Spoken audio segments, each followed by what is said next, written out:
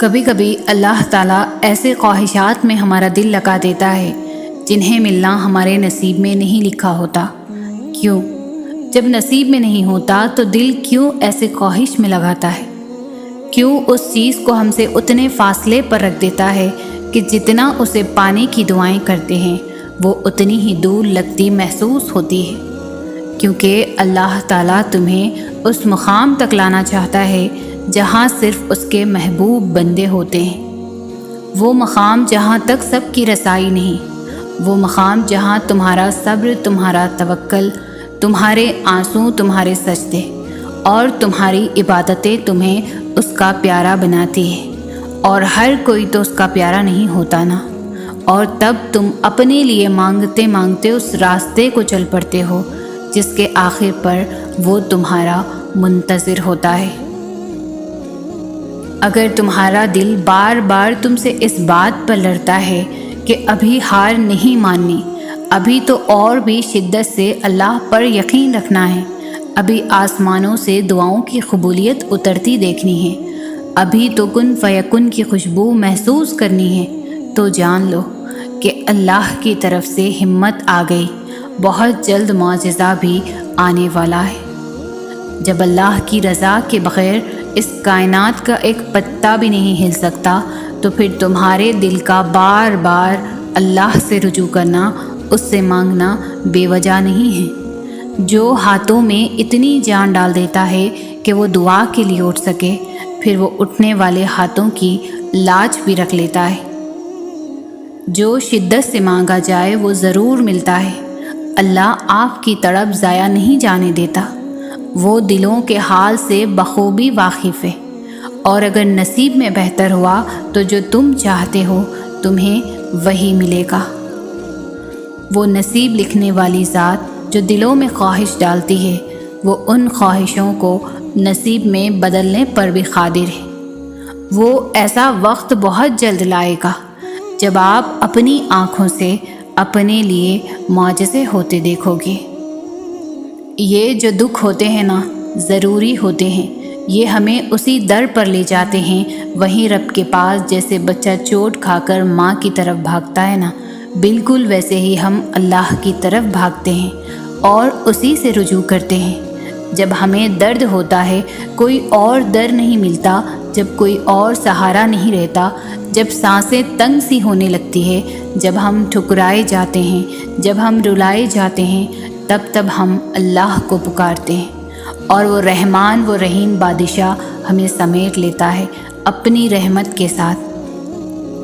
دل کا بوجھ اللہ کی بارگاہ میں رونے سے ہلکا ہو جاتا ہے، جہاں نہ ماضی کا طعنہ ملتا ہے اور نہ ہی مستقبل کا خوف، صرف کرم کی چادر سے ڈھانپ دیا جاتا ہے، بس ایک سجدہ اور نم آنکھیں، دل سکون سے لبریز ہو جائے گا۔ نیت، عمل، ارادے غلط ہو سکتے ہیں، لیکن تڑپ ہمیشہ سچی ہوتی ہے۔ تڑپے بغیر کوئی نہیں روتا، بے چین ہوئے بغیر کوئی طلب نہیں کرتا، دعا ہو یا دوا، زخم ملے بغیر کوئی نہیں مانگتا۔ جو اللہ ایک وقت میں آسمان کو 7 رنگوں سے بھر سکتا ہے، کیا وہ تمہاری دعا قبول نہیں کر سکتا؟ جسے تم نے دیری سمجھ رکھی ہے، وہ تمہاری حفاظت بھی تو ہو سکتی ہے۔ صبر ہمیشہ بڑی بڑی آزمائشوں میں ہی نہیں بلکہ زندگی کی چھوٹی چھوٹی چیزوں میں بھی کرنا ہوتا ہے۔ کبھی کسی کا تلخ لہجہ برداشت کر کے، تو کبھی کسی کے لیے اپنی چھوٹی چھوٹی خوشیاں قربان کر کے۔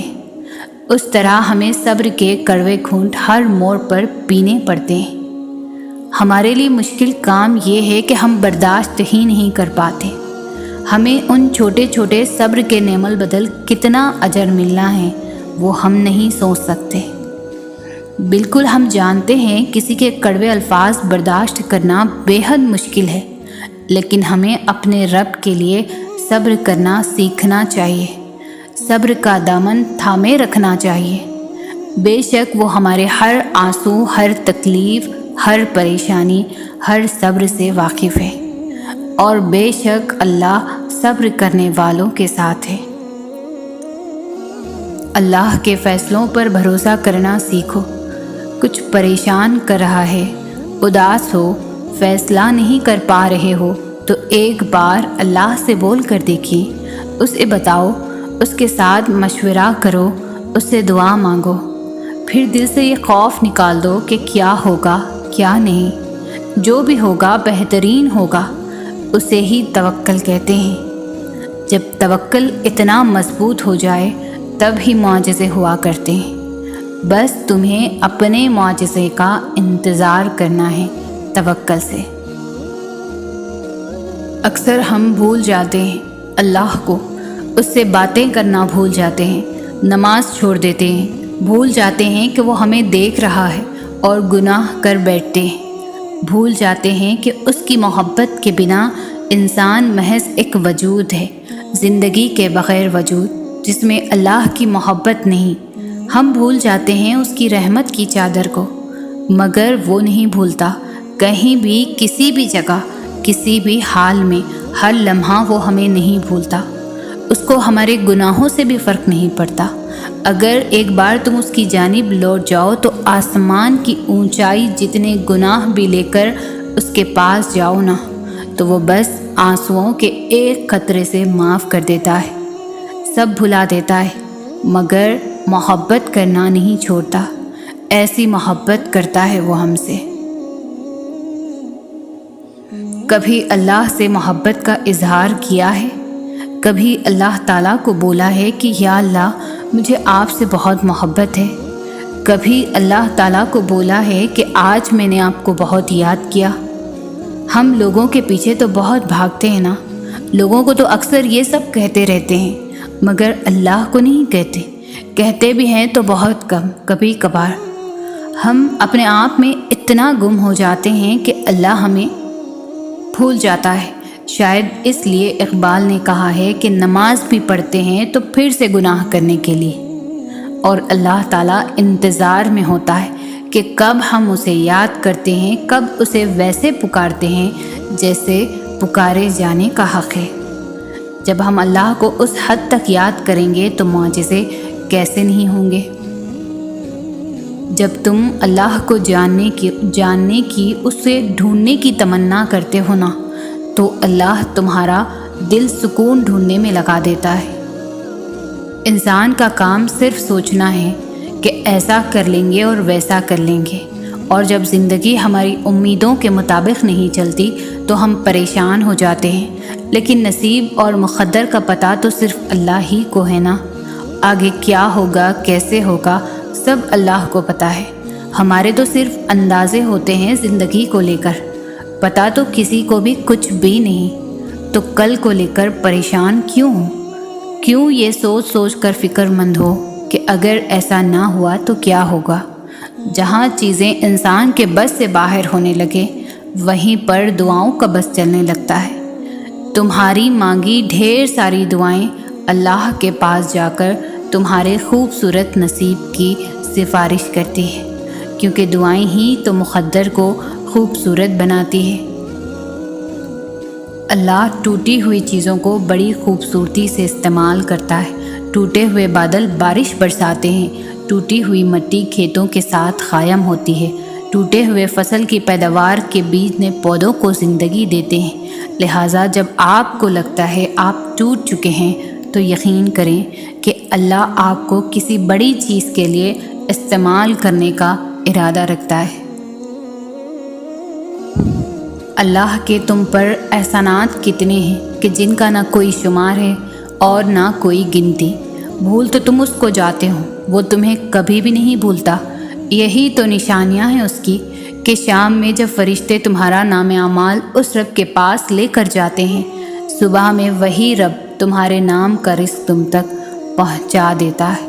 تم ہی بھول جاتے ہو اس کا شکر ادا کرنا، مگر وہ رب کی عطا ہے کہ لامحدود ہے۔ اللہ سے توفیق طلب کرو نیک کاموں کی، اور ان کاموں کی جن میں اس رب کی خوشی ہے، کیونکہ جب وہ رب تم سے راضی ہوتا ہے تو نوازتا ہے تمہیں بدلے میں بہت نیکیوں اور نعمتوں سے، اور دیتا ہے تمہیں وہ سب جس کے لیے تم نے دعا کی ہوتی ہے۔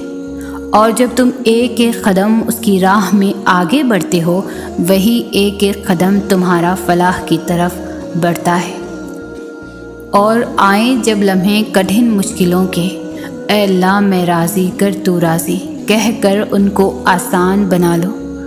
ہوتا نہیں ہمیشہ جیسا تمہاری چاہت ہو، اس نہ ہونے میں بھی تم اس رب کی مصلحتیں پہچانو۔ توکل اپنا ایسا بناؤ کہ کچھ کھو کے بھی نہ پچھتاؤ، صبر بناؤ ایسا کہ روح چیرنے والی آزمائشوں میں بھی مسکراؤ۔ اللہ کی مدد دو ہی طریقوں سے مل سکتی ہے، پہلا نماز، دوسرا صبر۔ نماز میں آپ نے اپنے تمام مسئلے اللہ تعالیٰ کو بتا کے خود کو بوجھ سے آزاد کرا لینا ہے، اور پھر اللہ کی مدد کا انتظار کرنا ہے، اسے صبر کہتے ہیں۔ جب آپ ان دو طریقوں کو اپنا لیتے ہیں تو سب سے انسٹنٹ فائدہ پتہ ہے کیا ہوتا ہے؟ کہ آپ پینک ہونے سے بچ جاتے ہیں۔ آپ کو پتہ ہوتا ہے کہ اللہ بہترین وقت پر بہترین طریقے سے آپ کا کام سنبھال لے گا۔ لوگوں سے مدد کی امید، ٹینشن، ناکامی کا خوف، دھوکے کا خوف، ان سب پریشانیوں سے آپ بچ جاتے ہیں۔ آپ کا سارا فوکس صرف اللہ ہو جاتا ہے۔ اور یاد نہیں، یہی مقصد نہیں تھا آپ کے اور میرے اس دنیا میں آنے کا؟ اور صبر اور نماز سے مدد لیا کرو۔ ہم اس دنیا میں جو کچھ بھی کر رہے ہیں، اللہ ہمارے ہر عمل، ہر سوچ اور ہر اٹھتے رکتے قدم سے بخوبی واقف ہے۔ تو تم یہ کیوں بھول گئے ہو کہ اللہ تمہاری بھی ہر پریشانی اور تکلیف کو جانتا ہے؟ تم یہ کیسے بھول گئے ہو کہ وہ تمہیں نہیں بھول سکتا؟ تم اس سے خفا ہو کر اب اسے اپنی تکلیف نہیں بتاتے، اس سے مدد نہیں مانگتے، تو اس کا مطلب یہ تو نہیں کہ وہ تمہیں بھول بیٹھا ہے۔ وہ تمہاری تکلیف سے بے خبر ہے۔ وہ تو بس یہ چاہتا ہے کہ تم جان لو کہ وہ دن کے بعد رات لاتا ہے، اور وہ دن کے ساتھ رات کی بھی خبر رکھتا ہے۔ تو کیسے ممکن ہے تکلیف میں تمہاری خبر نہ رکھے؟ کیا پتہ یہ تکالیف بار بار اس لیے آ رہی ہوں کہ تم پر حق ظاہر ہو جائے کہ اللہ کے سوا نہیں کوئی واقعی سلجھا سکتا۔ کیا پتہ تم پر ظاہر ہو جائے کہ واقعی تکلیف گزر بھی جائے اور تمہیں پتہ بھی نہ چلے، سب چپکے سے ظاہر ہو جائے۔ کیا واقعی سب خود ہی ہو جائے گا یا کیا جائے گا؟ یہ بات تو کنفرم ہے کہ ہوگا، یقین کرو۔ اللہ کی مدد دو ہی طریقوں سے مل سکتی ہے، پہلا نماز، دوسرا صبر۔ نماز میں آپ نے اپنے تمام مسئلے اللہ تعالیٰ کو بتا کے خود کو بوجھ سے آزاد کرا لینا ہے، اور پھر اللہ کی مدد کا انتظار کرنا ہے، اسے صبر کہتے ہیں۔ جب آپ ان دو طریقوں کو اپنا لیتے ہیں تو سب سے انسٹنٹ فائدہ پتہ ہے کیا ہوتا ہے؟ کہ آپ پینک ہونے سے بچ جاتے ہیں۔ آپ کو پتہ ہوتا ہے کہ اللہ بہترین وقت پر بہترین طریقے سے آپ کا کام سنبھال لے گا۔ لوگوں سے مدد کی امید، ٹینشن، ناکامی کا خوف، دھوکے کا خوف، ان سب پریشانیوں سے آپ بچ جاتے ہیں۔ آپ کا سارا فوکس صرف اللہ ہو جاتا ہے۔ اور یاد نہیں، یہی مقصد نہیں تھا آپ کے اور میرے اس دنیا میں آنے کا؟ اور صبر اور نماز سے مدد لیا کرو۔ جب حالات کنٹرول سے باہر ہونے لگیں، مشکلات سلجھائی نہ جا سکے اور حالات میں بہتری آتی نظر نہ آ رہی ہو، تو مایوس ہونے کے بجائے اس مرد مومن کی طرح ہمت کر کے اپنی سخت جتنی کوشش کر کے اپنے معاملے کو اللہ کے سپرد کر دینا چاہیے۔ جس نے فرعون کے درباری ہونے کے باوجود ہمت جمع کر کے موسیٰ کے رب اور حقیقت کی طرف سب کی توجہ دلائی تھی، ان بتوں کی پرستش کرنے والے مشرکین کو اللہ کی طرف رجوع کرنے کی دعوت دی تھی، بنا سوچے کہ اس کے ساتھ کیا سلوک کیا جائے گا۔ پتہ ہے اس نے کیا کہا تھا؟ میں تو اپنا معاملہ اللہ کے حوالے کرتا ہوں، یقیناً اللہ اپنے بندوں کو دیکھ رہا ہے۔ ہر انسان سوچتا ہے کہ میرا دکھ زیادہ ہے، میں سب سے زیادہ رویا ہوں، میرے ساتھ زیادہ غلط ہوا ہے۔ یہ سچ ہے کہ ہر انسان کا دکھ ایک جیسا نہیں ہوتا۔ ہر انسان کا تعلق اللہ سے مختلف ہے۔ کوئی اللہ کے لیے روتا ہے اور کوئی اللہ کے سامنے کسی اور کے لیے روتا ہے۔ جو اللہ کے لیے روتا ہے تو اسے تو اللہ مل جاتا ہے، لیکن جو کسی کو مانگنے کے لیے روتے ہیں اللہ وہ بھی عطا کر دیتا ہے، لیکن آخر میں ہونا وہی ہوتا ہے جو میرا اللہ چاہتا ہے۔ کیا وہ اپنے بندوں کے لیے کبھی غلط سوچ سکتا ہے؟ ایک چیز کی طلب کے لیے ہم اپنے رب کی طرف رجوع کرتے ہیں، سجدے کرتے ہیں، دعا کرتے ہیں، اور اگر تو وہ چیز ہمیں مل جاتی ہے ہم سجدے کی توفیق سے دور چلے جاتے ہیں۔ تو اس سے اچھا یہ نہ تھا کہ وہ چیز ہمیں ملتی ہی نہ۔ جن سے اللہ ناراض ہوتا ہے تو پھر وہ ان کی پرواہ کرنا چھوڑ دیتا ہے، انہیں اپنے قریب کرنے، اپنے قریب لانے کے موقع فراہم کرنا چھوڑ دیتا ہے۔ سوچیں یہ جو بار بار مصیبتیں، پریشانیاں آ رہی ہیں، اگر آنا بند ہو جائیں تو فکر کی بات نہیں ہے کہ اللہ ہمیں اپنے قریب کرنے کی ہدایت دینے کی کوئی نہ کوئی نشانی جو بھیج رہا تھا وہ آنا بند ہو گئی۔ پریشانیاں اور مصیبتیں آنا خطرے کی بات نہیں ہے، ان میں بہت کچھ چھپا ہوتا ہے، کوئی سبق، کوئی نشانی، کوئی راز۔ خطرے کی بات تو یہ ہے کہ اللہ آپ سے تعلق توڑ لے۔ خطرے کی بات تو یہ ہے کہ وہ آپ کو دنیا میں گم ہونے دے۔ خطرے کی بات تو یہ ہے کہ کبھی کوئی پریشانی ہی نہ آئے اور یوں بالآخر آپ اللہ سے تعلق کو اہم ہی نہ سمجھیں۔ خطرے کی بات تو یہ ہے کہ آپ اپنے حقیقی وجود، اپنی روح کو بھول بیٹھیں اور اس کی نشو و نما کی پرواہ کرنا چھوڑ دیں۔ خطرے کی بات تو یہ ہے کہ روح سے اس کا سب سے اہم تعلق چھین لے، اللہ سے جڑے رہنے کا تعلق، اور آپ کو علم بھی نہ ہو، اور تم ان لوگوں کی طرح نہ ہو جانا جنہوں نے اللہ کو بھلا دیا تو اللہ نے انہیں اپنے آپ سے غافل کر دیا۔ زندگی تکلیفوں کا نام ہے، یہاں خوشیاں آتی ہے چلی جاتی ہے، اگر کچھ چھوڑ کے جاتی ہے تو اداسی۔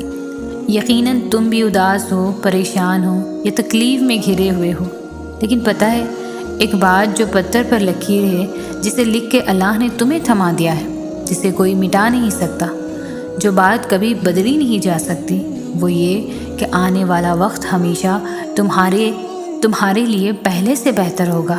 پھر چاہے کچھ ہو جائے، تمہیں اللہ پر یقین رکھنا ہے، تمہاری منزل یقیناً بہت خوبصورت ہونے والی ہے۔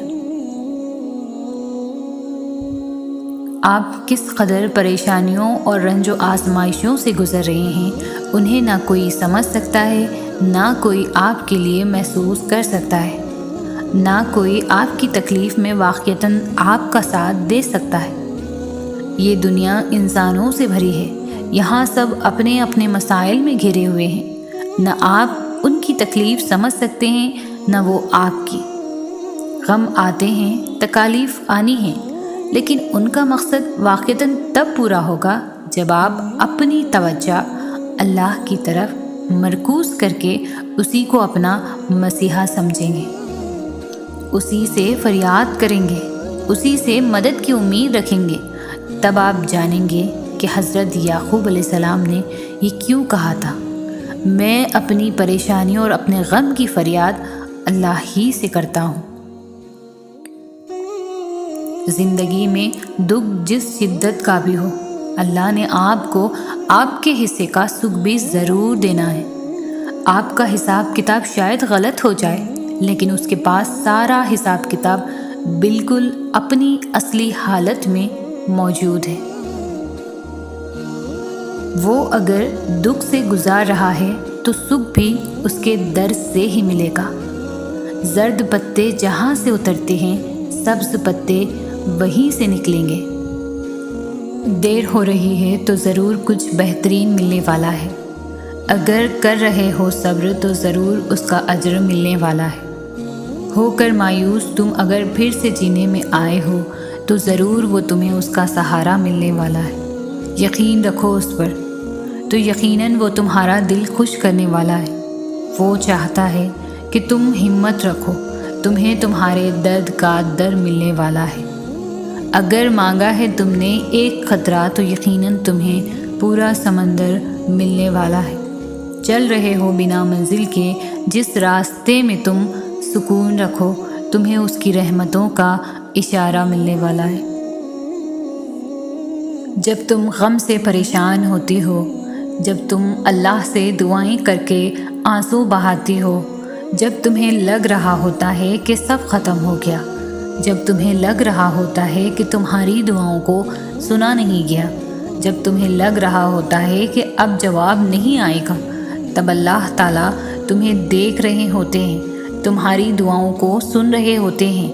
وہ مسکراتے ہوں گے تمہیں دعا مانگتا دیکھ کر کہ میری بندی مجھے کتنے پیار سے بلا رہی ہے، کتنی محبت سے دعائیں مانگ رہی ہے۔ اور اگر تمہیں پتہ چل جائے کہ اللہ تعالیٰ نے تمہارے لیے کیا اجر رکھا ہے تو تمہیں کسی چیز کا غم نہیں ہوگا، تمہیں آزمائش چھوٹی لگنے لگے گی اور اللہ کی محبت غالب آ جائے گی۔ مگر ہر چیز کا ایک وقت اللہ تعالیٰ نے مقرر کر دیا ہے، تو تم بھی دعا کرو اور بہترین وقت کا انتظار کرو، اور نصیب سے مت گھبراؤ، وہ تو اللہ کے ہاتھ میں ہے جو تم سے بے انتہا محبت کرتا ہے۔ قبولیت آتی ہے جب تم دنیا کے پیدا کیے گئے وسوسے رد کر دیتے ہو، اور اللہ کیسے نہیں دے گا تمہیں وہ جس کے لیے تم سجدوں میں آہیں بھرتے ہو۔ وہ تو تم میں ہی رہتا ہے جسے دن رات تم آسمانوں میں ڈھونڈتے ہو۔ وہ جو چاہے تو کیا نہیں ممکن، وہ اگر نہ چاہے تو کیا کرے کوئی۔ یہ بات اپنے اندر بہت اہمیت رکھتی ہے۔ ہم سمجھتے ہیں کہ جو دعا ہم مانگ رہے ہیں وہ شاید اپنی مرضی سے مانگ رہے ہیں یا اس چیز کی چاہت ہمارے دل میں خود آئی ہے، لیکن ایسا نہیں ہے۔ دعا مانگتے ہوئے یہ کمزور پڑ جانا یا اس صبر کے سفر میں قدموں کا لڑکھڑانا، یہ تو سب کچھ سفر کا حصہ ہے۔ انسان کمزور پڑ سکتا ہے مگر مسلسل نہیں۔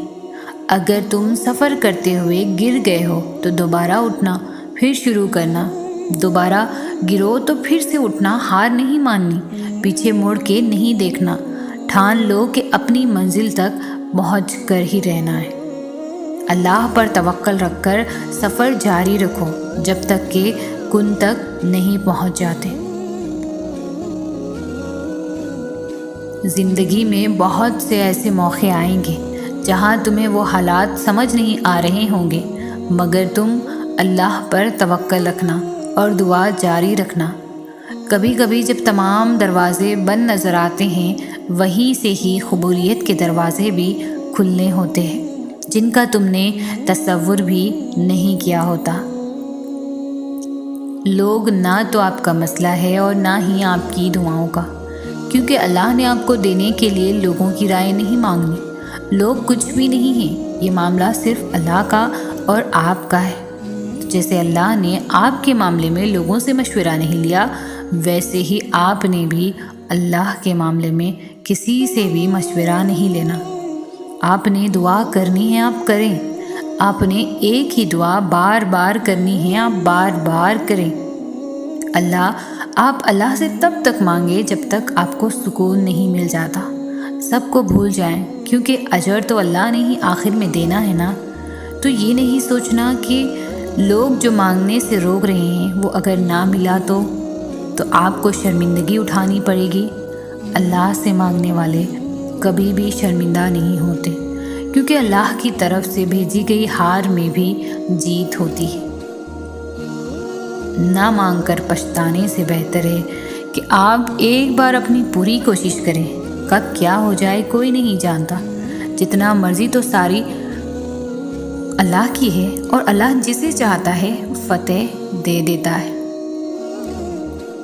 قرآن انسان کی پوری زندگی بدل سکتا ہے، لیکن اس کے لیے شرط بھی یہی ہے کہ اسے ساری زندگی پڑھا جائے۔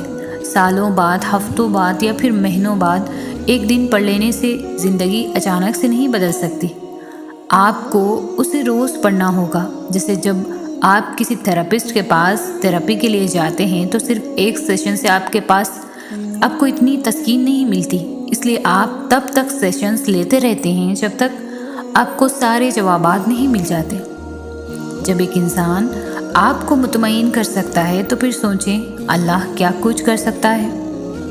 جتنا وقت آپ دنیا کے تھراپسٹ کو دیتے ہیں نا، اس سے آدھا وقت اللہ کو دے کر دیکھیں۔ اللہ کے ساتھ روز 20 منٹ کا ایک سیشن لگا کر دیکھیں، آپ کی زندگی خود بخود کیسے پلٹ جائے گی، آپ کو بھی علم نہیں ہوگا۔ قرآن نہ صرف آپ کے حالات بدل دے گا بلکہ یہ آپ کو بھی بدل دے گا، اتنا کہ آپ اللہ سے اور اللہ آپ سے محبت کرنے لگیں گے۔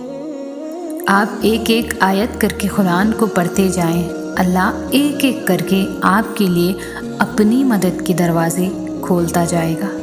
بس جس اللہ نے آپ پر قرآن نازل فرمایا ہے وہ آپ کو ایک اچھے انجام تک پہنچا کر رہے گا۔ کچھ تو بہتر لکھا ہوا ہے اللہ نے تمہارے لیے، اس لیے جو تمہارا دل صبر کرنے پر مجبور ہے۔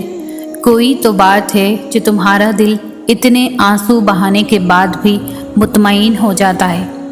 اگر تمہاری زندگی اندھیروں میں ہی رکھنی ہوتی تو اللہ تمہیں روشنی کے خواب کیوں دکھاتا؟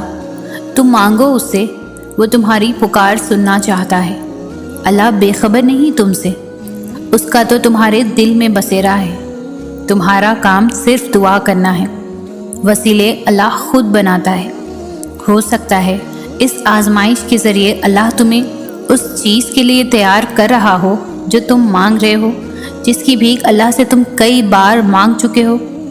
دعاؤں کے ذریعے روتے ہوئے گڑ گڑاتے ہوئے دیکھنا بہت جلد تمہارے لیے عطا کے دروازے کھلیں گے، کیونکہ اللہ بے خبر نہیں تم سے، اس کا تو تمہارے دل میں بسیرا ہے۔ تم مانگو تو صحیح، وہ تو نوازنے کے لیے تیار بیٹھا ہے۔ جو معاملات تمہاری دسترس سے نکل جاتے ہیں انہیں اللہ اپنی دسترس میں سنبھال لیتا ہے، اور تب وہ چاہتا ہے کہ تم اس پر یقین رکھو، بے حد یقین۔ وہ تو ان دروازوں کو بھی کھول دیتا ہے جن پر تم دستک نہیں دیتے، پھر وہ ان دروازوں کو کیوں نہیں کھولے گا جن پر تمہارے مسلسل دستک کے نشان ہیں۔ وہ جانتا ہے تمہاری من پسند چیز تم تک پہنچانا کب بہتر ہے، اور جب وہ تمہیں دینے کا ارادہ کر لیتا ہے تو کائنات کی کوئی بھی چیز تمہارے اور اس کے درمیان رکاوٹ نہیں بن سکتی۔ اللہ بڑے حیرت انگیز طریقوں سے کام کرتا ہے جنہیں تم کبھی بھی نہیں سمجھ سکتے۔ تو بس اتنا یقین رکھو کہ جسے تم اپنا اختتام سمجھ رہے ہو اسے وہ ایک حکم سے تمہارا آغاز بنا سکتا ہے۔ وہ کیا کچھ کر سکتا ہے اس کا علم تمہارے مقدر کو بھی نہیں۔ تو پھر یہ سوچ کر دعا مانگنا کبھی بھی مت چھوڑ دینا کہ نتیجہ اب تک نہیں آیا۔ تمہاری زندگی میں آنے والا ہر ایک امتحان تمہارے لیے بہتری کے معجزے لاتا ہے۔ اسی چیز کو وہ تمہارے لیے وسیلہ بنا دے گا جو تمہارے لیے مایوسی کا سبب بنی ہوئی ہے۔ تم ان چیزوں کی فکر کیوں کرتے ہو جو تم نہیں کر سکتے؟ تم ان پر غور کیوں نہیں کرتے جو اللہ کر سکتا ہے؟ بتاؤ پھر، ہے کچھ ایسا جو وہ نہیں کر سکتا؟ اللہ قبولیت کی منزلوں سے پہلے تمہیں انتظار سے گزارتا ہے۔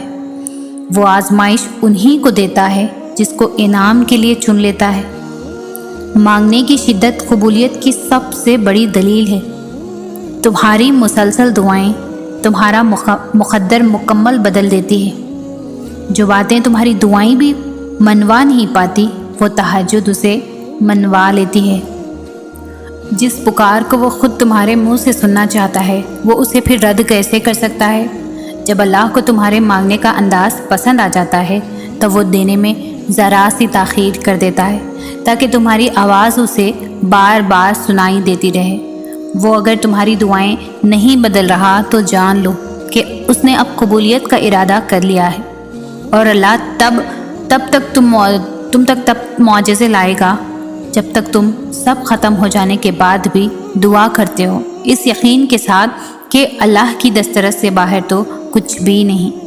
کن دعاؤں سے ہے، اور دعائیں تو ان حقیقتوں کو بھی بدل سکتی ہے جنہیں تمہارا مقدر میں بہت پہلے سے لکھا جاتا ہے۔ اگر اللہ تمہارا دل نہیں بدل رہا تو یقین رکھو کہ وہ تمہارا نصیب بدلنے پر راضی ہے۔ وہ پوچھنے لگی، اگر نصیب لکھ دیا گیا ہے تو یہ پھر دعاؤں کی جتن کیسے؟ یہ سوال کرتے ہوئے اس کے لہجے میں بے انتہا درد تھا۔